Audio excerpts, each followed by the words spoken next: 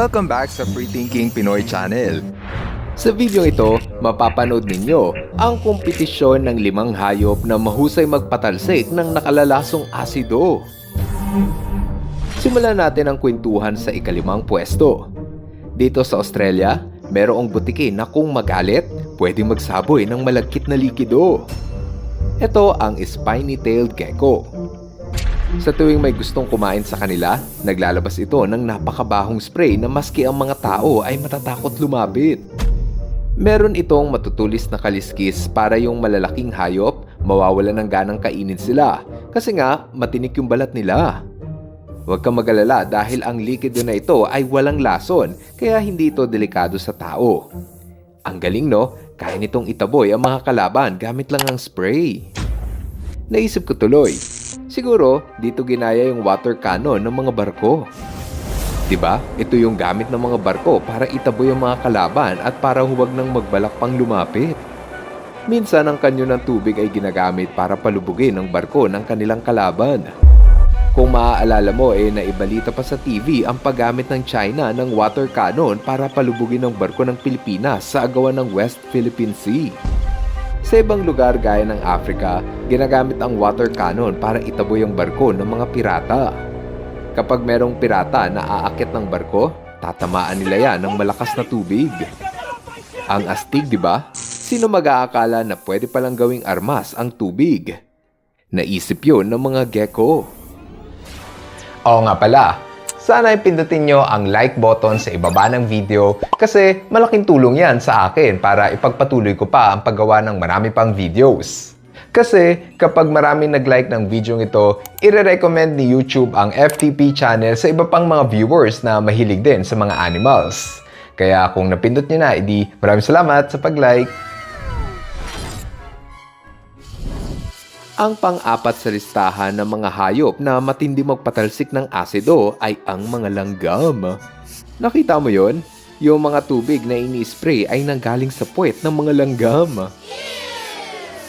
Ini-spray nila ito sa kalaban para huwag sirain ang kanilang bahay gaya ng mga baka na ito. Alam mo, habang pinapanood ko ang mga langgam na to, parang may naaalala ako sa kanila. Para silang mga tao sa San Juan na mahiling magtapunan ng tubig tuwing pista ng wata-wata. Tuwing June 24 ang pista na ito kaya asahan mo na maraming tao sa kalsada at kapag hindi ka nag-ingat, baka pati ikaw ay madamay at mabasa. May mga nagkwento pa nga na nasira ang laptop at cellphone nila kasi binasa sila ng mga tao.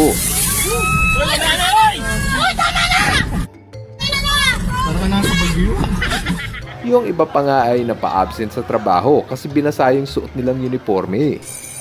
Dito pa nga sumikat si Boy Dila kasi ayaw niyang tantanan yung kawawang nakamotor. Naalala niyo pa ba yung kaso ni Boy Dila?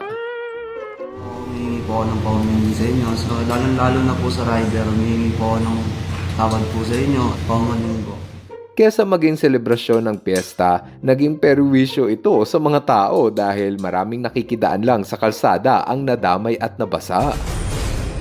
Kaya ang panawagan ng mga residente, sana ilagyan ng regulasyon at limitahan ang lugar na pwedeng basain ng mga tao para hindi nadadamay ang mga walang balak sumali sa basaan. Buti pa ang mga langgam, nakakatulong sa iba. Naaktuhan kasi ang ilang ibon na kusang nagpapabasa sa mga langgam para mamatay ang kanilang kuto at garapata. Gaya ng uwak na ito na naaktuhang nagpapagulong-gulong sa bahay ng langgam dahil alam ng uwak na yung kemikal na ini-spray ng langgam ay parang pestisidyo na pumapatay ng parasite. Kung bumilib ka sa acid ng langgam, hintayin mo ang mas nakakatakot na chemical warfare ng mga susunod nating kalahok. Maraming insekto ang naglalabas ng kemikal na panlaban sa mga predator gaya na lang ng stick insect na ito. Pero merong uri ng arachnid na bukod sa mukhang nakakatakot, kaya ding mag-spray ng mabahong likido. Ito ang vinegaroons. Kapag hinawakan mo ito, pwede ka netong talsikan ng maasim na kemikal. Kaya nga ito tinawag na vinegaroon dahil kasing amoy daw nito ang vinegar o suka. Napakasama raw ng lasa ng acid nito kapag pumasok sa iyong bibig, kaya ang ibang predator gaya ng ahas at ibon ay mas gusto na lamang na huwag itong kainin. Nakakadiri man ang talento ng vinegaroons, may mas nakakadiri pa rito na nakita ko sa internet.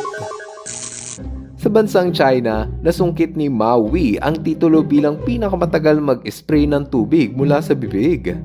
Umabot ito ng 5 minutes and 51 seconds. Ayon kay Maui, uminom daw siya ng 4.5 liters ng tubig para masiguro na tuloy-tuloy lang ang paglabas ng tubig sa kanyang bibig. Kung ikaw ang tatanungin, anong mas nakakadiri? Matalsikan ng tubig ni Maui o mai-sprayan ng acid ng vinegaroon? Sa tingin ko, parang mas nakakadiri yung matalsikan ni Maui. Pero mas amazing talaga ang mga vinegaroons, hindi gaya ng susunod nating kalahok na masusuka ka sa sobrang baho. Ang nakakuha ng pang top 2 sa pinakamalupit na acid attack ay nanggaling sa cute na hayop. Ito ang mga skunk. Kapag nakita mo ang kulay black and white, alam mo na dapat huwag mo itong lalapitan dahil baka matamaan ka ng mabahong utot ng skunk.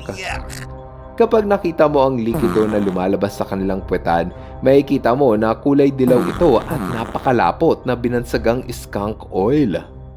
Hindi ito ang dumi o ihi ng skunk dahil ito ay parang langis o mantika.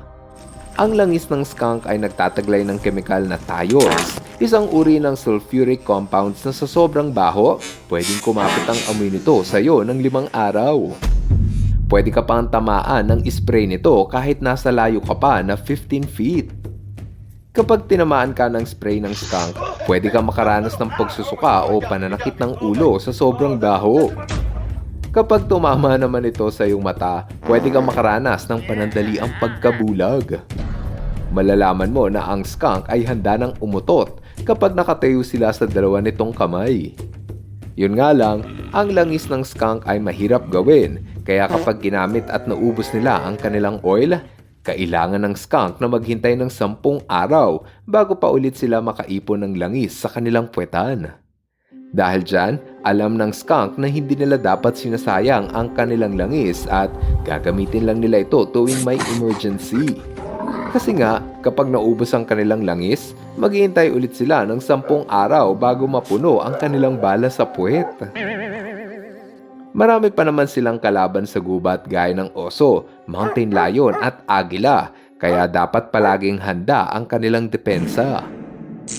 Ganon din ang mga cobra. Matagal bago sila makaipon ng kamandag, kaya hindi nila basta-bastang ginagamit ang kanilang venom kapag hindi naman importante. Kunyari, nagalit sa iyo ang cobra kaya kanya tinuklaw.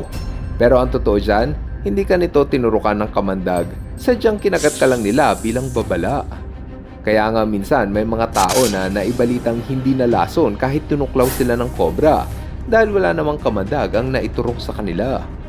Ang tawag doon, dry bite. Nilalaan lang kasi ng cobra ang kanilang kamandag para sa panguhuli ng pagkain gaya ng daga, ibon at iba pang ahas. Kumbaga wala naman sa plano ng cobra na gamitin sa tao ang kanilang kamandag, kaya nanghihinayang sila na baka masayang ang kanilang pinag-ipunan na kamandag. Ngayong nakilala nyo na ang 4 sa pinakamahusay gumamit ng chemical warfare, oras na para makilala nyo ang nakakuha ng numero 1 pwesto. Aba, sino mag-aakala na ang maliit na insektong ito ang makakakuha ng top 1 position? Nakakita ka na ba nito? Ito ang bombardier beetle. Sa tuwing sila ay inaatake, naglalabas ito ng napakainit na kemikal para pasuin ang kanilang mga kalaban. Tama ka sa narinig mo, ang bombardier beetle ay kayang maglabas ng mainit na asido na kayang umabot ng 100 degrees Celsius. Kaya naman ang sinumang matamaan nito ay pwedeng masunog. Maski ang balat ng tao ay pwedeng mapaso. Kung titignan ang loob ng katawan ng beetle, makikita mo na meron itong 2 balbula na nagtataglay ng kemikal na hydroquinone, hydrogen peroxide at benzoquinone. Kapag naghalo ang 3 kemikal na ito, nakalilikha ito ng pagsabog. Sobrang init nito na ayon sa mga scientists, ang chemical na ito ay kasing init daw ng kumukulong tubig. Ang katawan ng bombardier beetle ay may espesyal na kalasag para hindi sila mapaso sa sarili nilang kemikal. Kapag may palakang kumain sa kanila, nagsasaboy sila ng kemikal kaya walang magawa ang palaka kundi ang isuka ito.